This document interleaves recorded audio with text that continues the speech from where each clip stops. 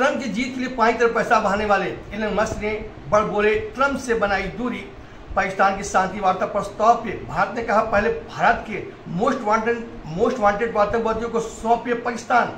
वायुसेना प्रमुख air chief marshal AP Singh ने तेजस विमान मिलने पर देरी पर उठाए सवाल। सेना पे अपमानजनक टिप्पणी करने पे राहुल गांधी को कोर्ट से राहत नहीं। प्रधानमंत्री ने कहा, बंगाल की ममता बनर्जी की सरकार निर्मम। आपातकाल की 50वीं वर्षगांठ पे 25 जून को सरकार बुला सकती विशेष सत्र। कांग्रेस आईपीएल में आरसीबी ने पंजाब को हरा करके फाइनल की अपनी सीट पक्की की। अब जानते हैं पूरी खबर विस्तार से। नमस्कार, रमन टाइम्स में आपका हार्दिक स्वागत है। मैं रमन स्थाना देश की प्रमुख खबर लेकर के आपके सामने उपस्थित हूँ। अमेरिकी राष्ट्रपति डोनाल्ड ट्रंप की जीत के लिए जी तोड़ में हट करने वाले व्यापारी उद्योगपति एलन मस्क ने पाई तरफ पैसे बहाए। ट्रंप जीतने के बाद बड़बोलेपन हो गए हैं, वो किसी की नहीं सुनते हैं और कभी नहीं सुनते हैं, अपने अधिकारों से आगे निकल के फैसले करते हैं। इसका विरोध करते हुए एलन मस्क ने मुख्य सलाहकार समिति से अपना नाम वापस किया और उन्हें कहा, इस तरह की बातें जो ट्रंप बोल रहे हैं अच्छी नहीं है। ट्रंप ने भारत पाकिस्तान समझौता कराने के लिए अपनी भूमिका अहम बताई थी। एलन मस्क ने कहा, ऐसी कोई बात नहीं है, न भारत मान रहा है न पाकिस्तान उनकी बिचौलिएपन की बात मान रहा है। जिस तरह से ट्रंप आते ही धड़ाधड़ टैरिफ प्लान किए, उसको वहाँ पे संसद ने, कोर्ट ने भी उस पर रोक लगा दी है।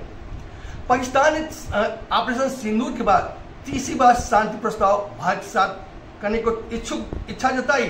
भारत ने कहा, पहले भारत में मोस्ट वांटेड आतंकवादियों को भारत को लौटाए तब वार्ता संभव है। अगर वार्ता हुई तो केवल दो बातों पे होगी, एक पीओके पे होगी और दूसरा भारत के साथ जो आतंकवादी गतिविधियों में पाकिस्तान लिप्त है, अपनी गतिविधियों को समाप्त करता है, तभी वार्ता होगी।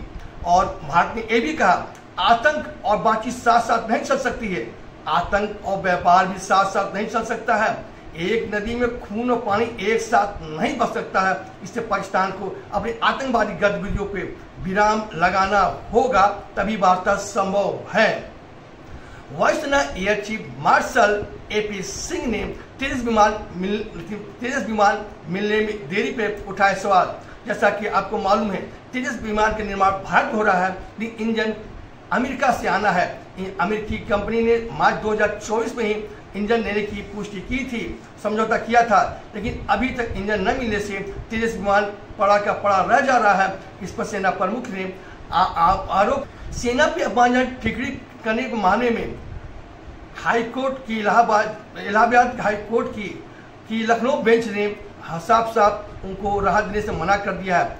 आपको बताते चलें, अपने यात्रा के दौरान राहुल गांधी जब अपनी यात्रा पर निकले थे, न्याय यात्रा पर निकले थे, तो सेना पे बहुत अपमानजनक टिप्पणियां की थी और उन्होंने हंसते हुए कहा था कि चीन की सेना भारत को पीट रही है।